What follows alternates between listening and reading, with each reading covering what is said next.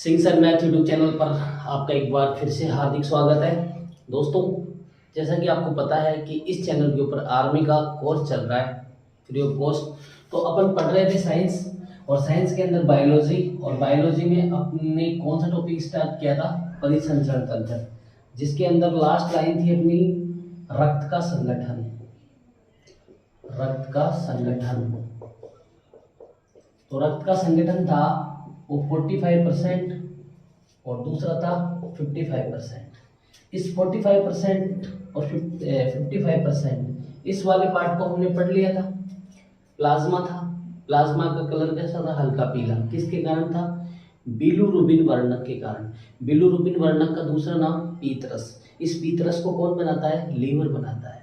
ये पीतरस इकट्ठा कहाँ पर होता है? पित्ताशय में होता है। और जब इस पीतरस की शरीर के अंदर मात्रा बढ़ जाती है तो कौन सा रोग होता है आपका? पीलिया रोग होता है। प्लाज्मा अपन ने पढ़ लिया था। अब अपन पढ़ेंगे ये 45% में क्या क्या आता है आपका। देखो, पहली चीज आती है आपकी आरबीसी, दूसरी चीज आती है आपकी डब्ल्यूबीसी, और तीसरी चीज आती है आपकी प्लेटलेट्स।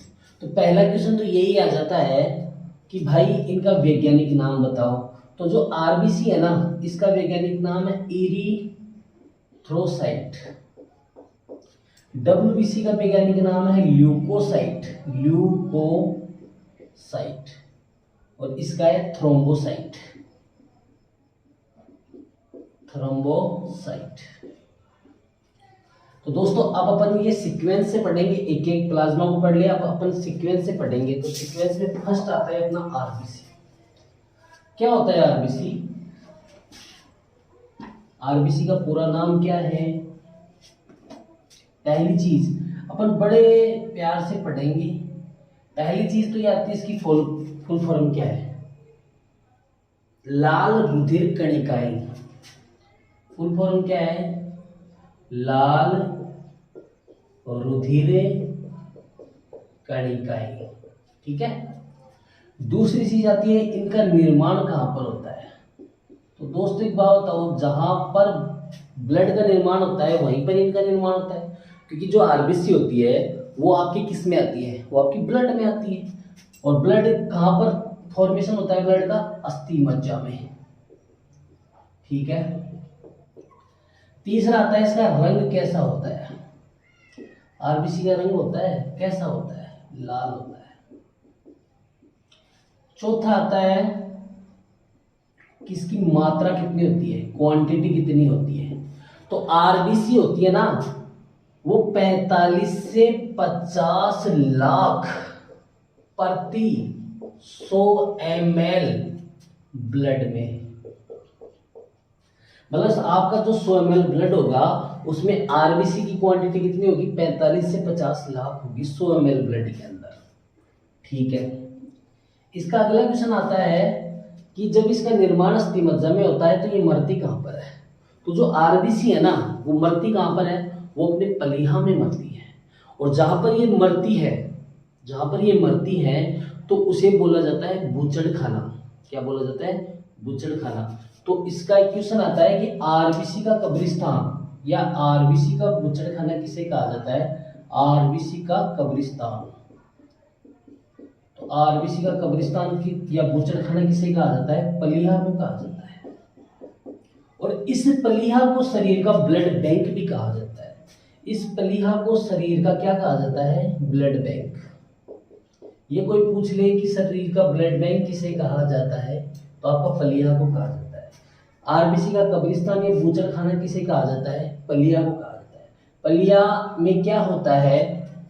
हाँ, एक क्वेश्चन और बता दूं, ये जो आरबीसी थी, जो ब्लड था, जो हीमोग्लोबिन था, हीमोग्लोबिन में कौन सी धातु थी? आयरन धातु। उस आयरन धातु का संचय भी कहां पर होता है? पलीहा में होता है। आयरन धातु का संचय भी कहां पर होता है? आपका पलीहा में होता है। आरबीसी का मतलब लाल रुधिर कणिकाएं, निर्माण अस्थि मज्जा में, रंग लाल, मात्रा 45 से 50 लाख प्रति 100 ml ब्लड। आरबीसी का कब्रिस्तान पलीहा को, शरीर का ब्लड बैंक पलीहा को, आयरन धातु का संचय पलीहा में। नेक्स्ट क्वेश्चन आता है आरबीसी का जीवन काल। ये तो बहुत बार क्वेश्चन पूछा जा चुका है। आरबीसी का जीवन काल कितना दिन का होता है मेरे भाई? 120 दिन का होता है। ये तो थी सामान्य जानकारी। अब आरबीसी से रिलेटेड और अच्छे क्वेश्चन, उसके बारे में अपन डिस्कस कर लेते हैं। दोस्तों मैंने एक बात कही थी ब्लड के बारे में कि ब्लड क्या होता है? तरल संयोजी ऊतक होता है। और आप बताओ ऊतक अपन किसको मानते हैं? जिसके अंदर क्या होता है? जो कोशिकाओं का समूह होता है। तो जब आप ब्लड को ऊतक बोल रहे हो तो इसका मतलब इसके अंदर कोशिकाएं हैं, और इसके अंदर कोशिकाएं कौन सी बताई थी मैंने? RBC, WBC, platelets. ये जो आरबीसी होती है ना, ये रक्त की सबसे छोटी कोशिका है। आरबीसी रक्त की सबसे छोटी कोशिका है। अब आप कहोगे कि सर ये तो बहुत ज्यादा मात्रा में पाई जाती है, फिर छोटी क्यों होगी? उसका कारण मैं बताता हूं। आरबीसी की संख्या कितनी थी? 45 से 50 लाख थी। कितने एमएल में थी? 100 एमएल ब्लड में थी। तो मेरे भाई जो डब्ल्यूबीसी है उसकी संख्या होती है 8 से 10,000, और वही 100 एमएल ब्लड में। एक बात बताओ, एक 100 एमएल के अंदर तो इतनी सारी होंगी, और उसके अंदर 8 से 10,000 होंगी, तो इसके जो अणु होंगे, जो कण होंगे, वो इसकी तुलना में बड़े होंगे ना। इसलिए जो आरबीसी होती है वो आपके रक्त की सबसे छोटी कोशिका होती है, और जो डब्ल्यूबीसी है वो रक्त की सबसे बड़ी कोशिका होती है। नेक्स्ट क्वेश्चन, आरबीसी के अंदर केंद्रक नहीं पाया जाता। इस केंद्रक का मतलब क्या होता है? मतलब दिमाग। आरबीसी के अंदर केंद्रक नहीं पाया जाता, लेकिन कुछ जीव ऐसे होते हैं केंद्रक नहीं पाया जाता। कुछ जीव ऐसे होते हैं जिनकी आरबीसी में केंद्रक पाया जाता है। उन जीवों का नाम है ऊंट प्लस लामा। इनमें केंद्रक पाया जाता है, इनके आरबीसी में केंद्रक पाया जाता है। ठीक है, ठीक है। आरबीसी के अंदर क्या होता है कि आरबीसी की शरीर के अंदर कमी होती है तो क्या होता है? जैसे आरबीसी की शरीर में कमी होगी तो एनीमिया रोग हो जाता है। एनीमिया रोग का मतलब क्या होता है? ब्लड की कमी। ठीक है, क्योंकि आरबीसी के अंदर क्या आता है मेरे भाई? हीमोग्लोबिन आता है, क्योंकि ब्लड में तो होता है। और हीमोग्लोबिन एक अणु में ऑक्सीजन के कितने अणु लेकर जाता है? हीमोग्लोबिन एक बार में ऑक्सीजन के 4 अणु लेकर जाता है एक बार में। ये हीमोग्लोबिन का काम मैंने आपको बताया था, ऑक्सीजन और कार्बन डाइऑक्साइड गैस का परिवहन करना। तो दोस्तों आरबीसी अपन पढ़ रहे हैं आर्मी के बेस में। अगर इससे और डीप जाना चाहिए तो आप जा सकते हो, जैसे आरबीसी का कब्रिस्तान उब्रिस्तान ये सब तो मैंने बता दिया। तीसरा क्वेश्चन, आरबीसी की खोज किसने की थी? तो आरबीसी की खोज की थी एंटोवन ल्यूवेनहुक ने। एंटोवन ल्यूवेनहुक ने आरबीसी की खोज की थी। आरबीसी का जीवन काल 120 दिन का। आरबीसी रक्त की सबसे छोटी कोशिका है। आरबीसी की मात्रा कितनी होती है? 40 से 50 लाख होती है। आरबीसी में केंद्रक नहीं होता है, लेकिन ऊंट प्लस लामा में केंद्रक होता है। ये क्वेश्चन आपके हो गए आरबीसी के। ठीक है, और आरबीसी का वैज्ञानिक नाम मैंने पहले बता चुका है, क्या है? इरिथ्रोसाइट। ये भी आपसे पूछा जा सकता है कि आरबीसी का वैज्ञानिक नाम बताओ। तो दोस्तों ये तो हो गया आपका आरबीसी। हालांकि ये आरबीसी यहाँ पर कंप्लीट नहीं हुआ, मैं इसको और आगे डीपली ले जा सकता था, लेकिन अपना ये जो बैच है ना ये स्पेशल आरबी का है, इसलिए आप ज़्यादा नहीं आएगा उसके अंदर। दूसरी चीज आती है आपकी डब्ल्यूबीसी। डब्ल्यूबीसी का वैज्ञानिक नाम क्या है मेरे भाई? वैज्ञानिक नाम क्या है? ल्यूकोसाइट। दोस्तों इसके अंदर अगर आपका लेवल थोड़ा कमजोर भी रहेगा, अच्छे क्वेश्चन भी आएंगे, तो अपन ना एक व्हाट्सएप पे ग्रुप है आर्मी का, जिसके लिए आप मुझे इस नंबर पर मैसेज कर देना। मैं उस ग्रुप में आपको ऐड कर दूंगा, और वहां पर क्या होगा कि आपको डेली क्वेश्चन पेपर मिल जाएंगे, मैथ के भी मिल जाएंगे, साइंस के भी मिल जाएंगे, जीके के भी मिल जाएंगे, तो आप अच्छी तैयारी कर सकते हो। ये व्हाट्सएप ग्रुप पे अपना 9982535643 नंबर है अपने, ठीक है। चलो वैज्ञानिक नाम ल्यूकोसाइट। भाई इसका निर्माण कहाँ पर होता है? ये भी तो ब्लड में होता है ना, तो इसका निर्माण कहाँ पर होता है? अस्थि मज्जा में होता है।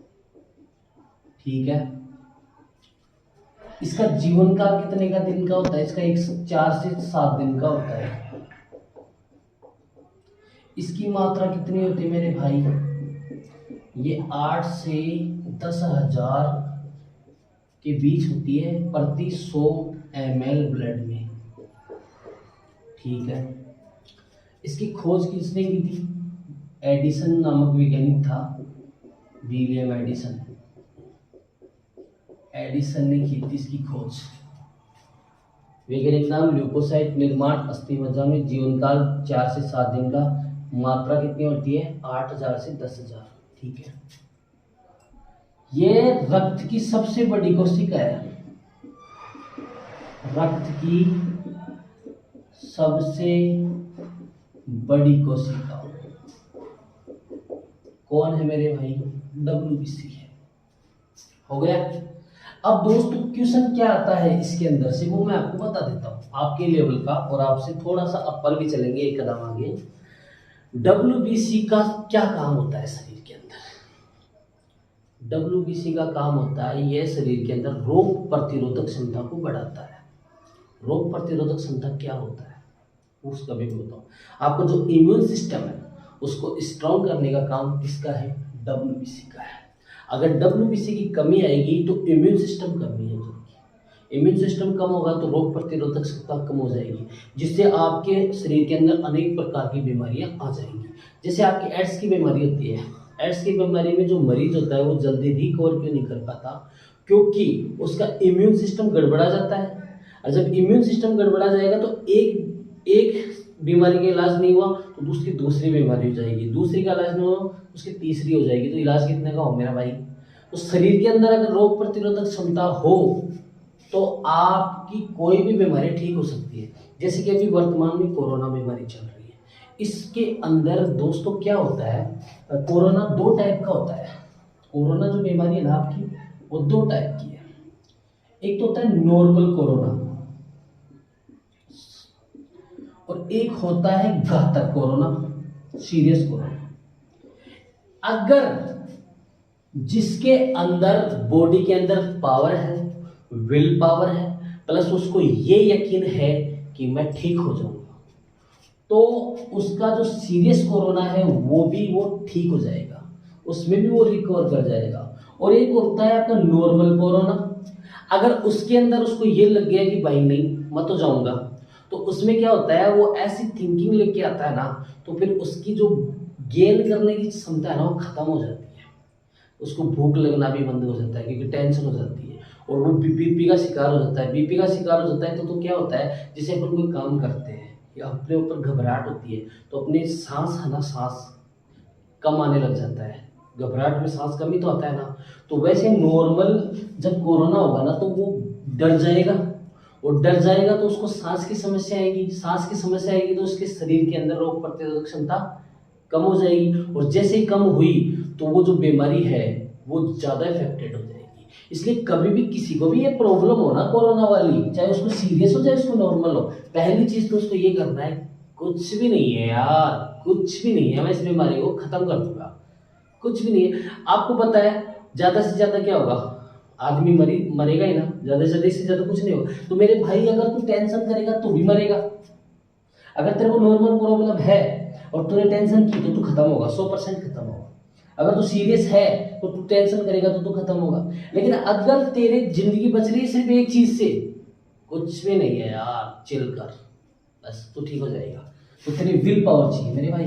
तो ये जो WBC है इसका काम क्या होता है? ये शरीर के अंदर अपना इम्यून सिस्टम को स्ट्रॉन्ग करता है, और जैसे इसके अंदर कमी आएगी, इम्यून सिस्टम में कमी आएगी, इम्यून सिस्टम में कमी आएगी तो शरीर के अंदर अनेक बीमारियां हो जाएगी। अच्छा, एक क्वेश्चन सबसे ज्यादा आता है, WBC की अधिकता से कौन सा रोग होता है? कमी से तो हो गया, WBC की अधिकता से रोग तो होता है आपका कौन सा? ल्यूकेमिया। ल्यूकेमिया, ये ल्यूकेमिया क्या बीमारी है मेरे भाई? इसका दूसरा नाम है रक्त कैंसर। रक्त कैंसर ये कैसे होती है? जब आपकी जो WBC होती है तो WBC बढ़ने से, कौन सी WBC बढ़ने से? मर्द WBC बढ़ने से। मर्द डब्ल्यूबीसी बढ़ने से कोशिकाओं का एक जाल बन जाता है और उस जाल को क्या बोला जाता है आपका ल्यूकेमिया, क्योंकि ये आपका जो ल्यूकेमिया भाग है उसको प्रभावित करता है, इसलिए इसे बोला जाता है ल्यूकेमिया। और इसका दूसरा नाम क्या है, रक्त कैंसर। ये क्वेश्चन ये नाम कभी भी नहीं आएगा एग्जाम में नाम आएगा ल्यूकेमिया। डब्ल्यूबीसी की अधिकता से कौन सा रोग होता है, ल्यूकेमिया। ठीक है, तो आज आपका ये डब्ल्यूबीसी भी हो गया दोस्तों। अब मैं इसको आगे भी बढ़ा रहा हूँ आपके लिए।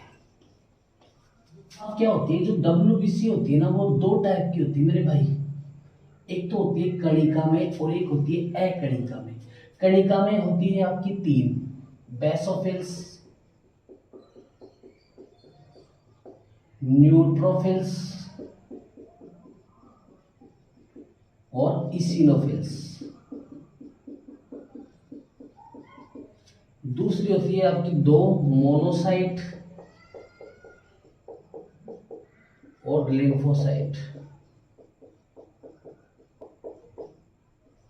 दोस्तों आपकी डब्ल्यूबीसी हो गई कितने प्रकार की, 2 प्रकार की। ये इसको बोला जाता है कणिका में, इसे बोला जाता है अकणिका में। ठीक है दोस्तों, डब्ल्यूबीसी का दूसरा नाम है फेगोसाइटिक कोशिका। फेगोसाइटिक कोशिका का मतलब होता है सैनिक कोशिका, फेगोसाइटिक सेल्स मतलब सैनिक कोशिका। आपको ये पूछ ले कि शरीर की सैनिक कोशिका कौन सी है, ब्लड की सैनिक कोशिका कौन सी है, डब्ल्यूबीसी। अब क्या होता है, इसके अंदर 4 क्वेश्चन बनते हैं, वो आपके लिए इंपॉर्टेंट है। बेसोफिल सबसे कम मात्रा में पाई जाती है, न्यूट्रोफिल सबसे ज्यादा में पाई जाती है, और मोनोसाइट सबसे बड़ी है, सबसे बड़ी डब्ल्यूबीसी। और सबसे छोटी डब्ल्यूबीसी कौन सी है, लिम्फोसाइट। तो दोस्तों आपके 4 क्वेश्चन हो गए।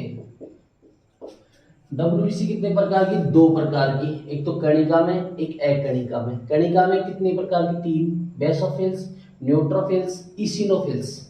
आपको अगर राइटिंग समझ में नहीं आया तो मैं बोल रहा हूँ उस पर ध्यान दो। बेसोफिल्स ये होती है आपकी सबसे कम। क्वेश्चन आता है कि सबसे कम डब्ल्यूबीसी बेसोफिल्स, सबसे ज्यादा डब्ल्यूबीसी न्यूट्रोफिल्स, सबसे बड़ी डब्ल्यूबीसी मोनोसाइट, सबसे छोटी डब्ल्यूबीसी कौन सी, लिम्फोसाइट। अब इनके काम के बारे में अपन बात करेंगे। तो इनकी काम के बारे में क्वेश्चन पूछा जा सकता है आपसे। अब आप बोलोगे सर हमारे आर्मी में, अरे मेरे भाई आर्मी कोई छोटी मोटी एग्जाम थोड़ी होती, उसके अंदर कुछ लेवल तो आएगा ना। तो मैंने पहला बताया था बेसोफिल्स, इस बेसोफिल्स का क्या काम है। दूसरा बताया था मैंने न्यूट्रोफिल्स,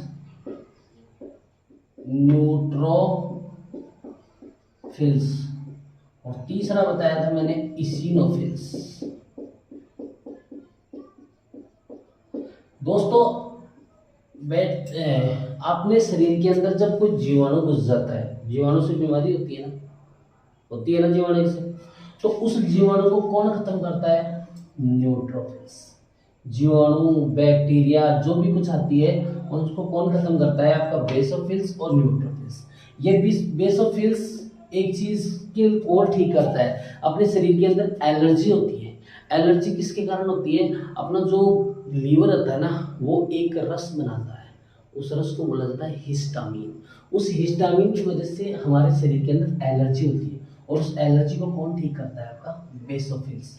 जो जीवाणु होते हैं शरीर के अंदर आते हैं तो उस जीवाणु को कौन खत्म करता है, आपका न्यूट्रोफिल्स।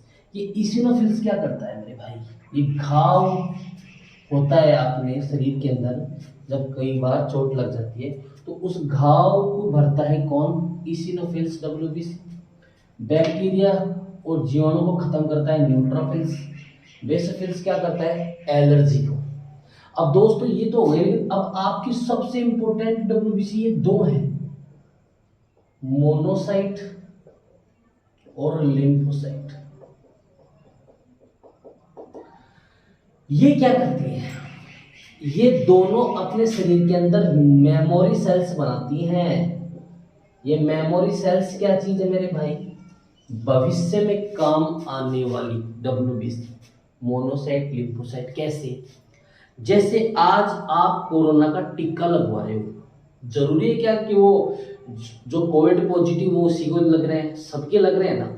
तो वो जब टीका लग रहा है तो आपकी बॉडी के अंदर मेमोरी सेल्स बन गई। मेमोरी सेल्स क्या करेंगी, इन फ्यूचर जब कभी आपके शरीर के अंदर कोरोना वायरस घुसेगा, शरीर के अंदर कोरोना वायरस घुसेगा, कोरोना वायरस घुसेगा, तो ये जो मेमोरी सेल्स हैं ये एक्टिव हो जाएगी, और एक्टिव हो जाते ही इस कोरोना वायरस को क्या कर देगी, खत्म कर देगी, और आप कोरोना वायरस से बच जाओगे। इसलिए जो शरीर की जो मेमोरी सेल्स होती है वो मोनोसाइट और लिम्फोसाइट होती है। ठीक है, तो दोस्तों आज के लिए इतना ही, और अगले वीडियो में ये टॉपिक खत्म। आशा करता हूँ आपको क्लास पसंद आई होगी। आप ज़्यादा से ज़्यादा शेयर करो, लाइक करो। आपके लिए तो मैंने ये अलग बैच चलाया है। ठीक है, जय हिंद, वंदे मातरम दोस्तों।